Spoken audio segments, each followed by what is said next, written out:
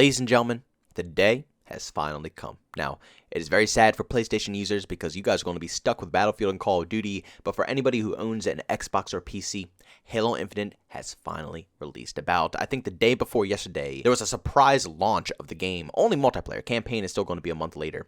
But they decided just out of the blue, hey, you know what? We're just going to release Halo Infinite multiplayer. Now, I'm going to be honest with you guys. I was really, really scared. After playing Battlefield 2042, I have lost all faith in any development team with how they go ahead and design these games. Now, I didn't really have any past problems when it came to Halo Infinite. I think I only made like one negative video about it, which got a lot of negative feedback. I don't know why. The video was about how I thought it was going to be packed with cheaters, since the game is going to be obviously free to play. Anybody can go ahead and download this, which is going to make it a lot easier for cheaters to come in and cause problems with the whole experience. So I did make a video about that, but I don't think I made one negative video about the core gameplay of Halo Infinite, because every single time I loaded into this game, I had an absolute blast.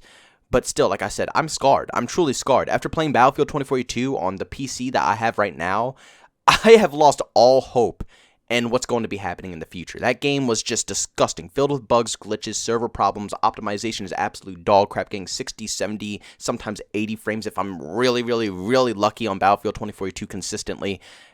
It's a really bad experience, and like I said, it just left a horrible taste in my mouth, and it made me worried because the Halo Infinite, it released a month early. It's a month early, you know, and Battlefield 2042 and Call of Duty Vanguard, both of them released on their exact dates that they were supposed to. Not early, not late, and as you could tell, both those games are running into a lot of problems. And I do want to also state that Halo Infinite is not perfect in any way, shape, or form. The gameplay is really good, but when it comes to the microtransaction model and stuff like that, it needs a lot of work. I'm actually going to make a completely separate video about this stuff because, oh man, the Battle Pass is really rough. But again, when it comes to the core gameplay, I'm shocked. I'm truly shocked. The gunplay is phenomenal. Hit detection on point. Servers, they were a little crusty in like the first hour of them going live, but again, for it being a surprise launch and a bunch of people pouring into the servers all at once, they work really, really good. Basically, no issues at all. It's extremely easy to party up with friends, and unlike in Call of Duty, you can even go into big team battle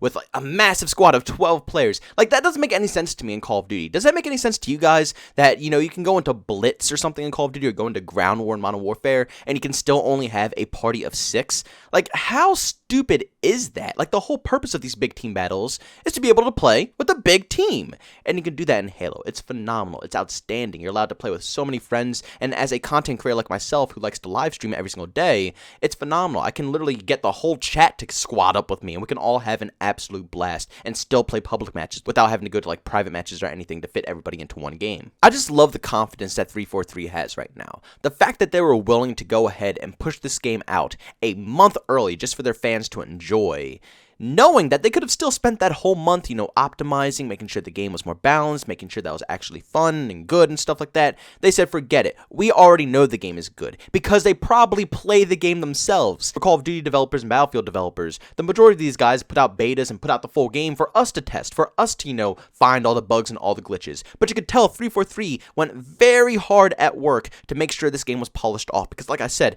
I have not encountered any bullshit whatsoever. Every experience that I've had in this game has kept me immersed in the whole gameplay experience. I've never been pulled out of the experience. I've never been, you know, pissed off or saying, oh my god, I'm rubber banding 24/7, or like Battlefield, you know, the guns have random bloom now, so none of the gunfights are consistent. There's only one gun to use, and you know, you're rubber banding, the connection's throwing you around everywhere, you can't join the lobbies, it's kicking you out of no. They didn't even remove any of the bad experiences. Halo Infinite is a perfect example of the best of both worlds. It allows new players, like myself, for example. I was never a hardcore Halo fan, for those who don't know. I was always into Call of Duty and Battlefield, and even when I came into the Xbox scene, I was into Gears of War way more than Halo. I barely ever played Halo, so here I am, a brand new player, and I love the experience, while at the same time they're able to capture what the old school Halos are about. So the old school fans, the people who have been playing Halo forever, can still, you know, get into this game and use their past experience to help them out with this current game. It is literally the best of both worlds. I have been begging for this from all development teams. DICE, you know, Treyarch, Sledgehammer, Infinity Ward, all of them, to be able to find the perfect balance. But they either go too far ahead to where it's all for new players, or they go way too far back where it's not new or innovative enough at all, and it's just a bland, basic copy and paste. And guess what? The experience that I tried out in the beta is the exact same experience I'm playing right now. They didn't go around and change the bloom of the weapons, or change the time to kill of the whole game, or change the movement of the whole game, or mess around with all the maps and no. You got used to the beta, we enjoyed the beta, and this game is literally the same thing but improved. The complete opposite of what Battlefield did. Battlefield had a super solid beta, phenomenal. All they had to do was polish off the bugs and glitches, and then it would have been good at launch, but they didn't. They felt so entitled that they had to change everything in the game because it wasn't good enough for them. They had to make sure it was perfect for all the developers that couldn't shoot any weapons in the studio.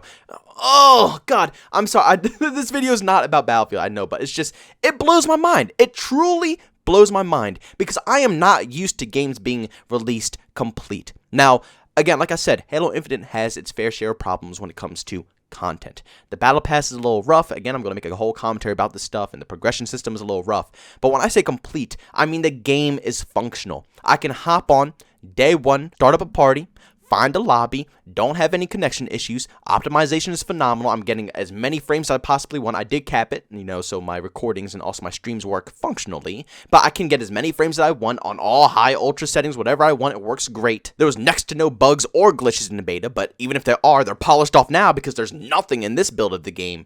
It is a complete game, and the funny thing about it is that it's free! It is free! I paid $70 to $100, not for both games, but, for each game it's a different price. For Call of Duty, I paid like, $60? I didn't get the special edition. And for Battlefield, I paid $95.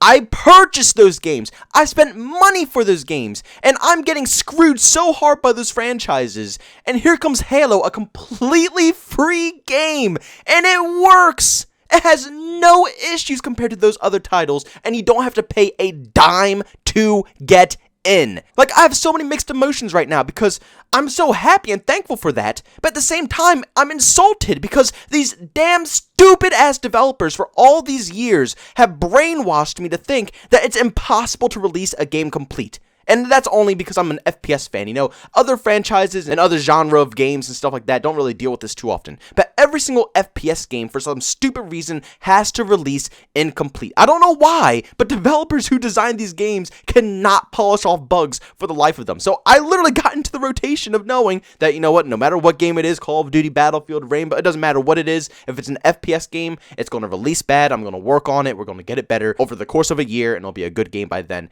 That's not the mindset. I've been brainwashed to think that, but that's not how it's supposed to be. If you pay money for a product, it should work at launch. And again, like I said, we've all been dealing with it for so long that we forgot this. We forget this is a thing right here.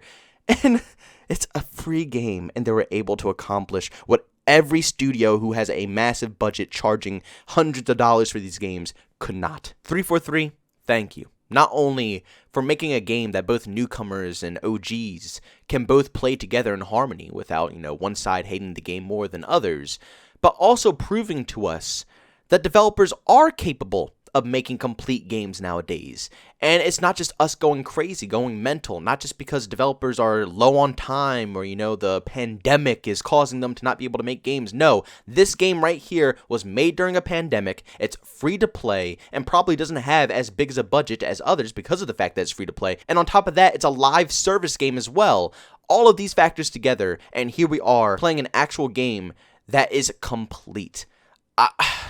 Man, like I said, there's some things like a grenade spam needs to be fixed up and other little bugs and things here and there. But the overall experience is polished. And I still can't get over the fact they released it a month early. Free to play a month. Like, this right here is going to be my go-to game to talk about whenever a development team tries to screw us over ever again. You see, I never had any proof. I could go ahead and say, oh, this game is supposed to be complete. It shouldn't be releasing like this as much as I want. But again, like I said, I thought I was going crazy because I couldn't back it up with anything. I couldn't back it up. But finally, there's a game that proves to the community that developers are still competent and they're not all just a bunch of lazy assholes anymore that want to screw over their communities for as much money as possible. And I swear to God, these developers have to be working along with the publishers as well. It has to be a code thing going on here. It's ridiculous. They have to be because... I mean, Jesus Christ, I don't understand how these games are releasing in the forms that they are.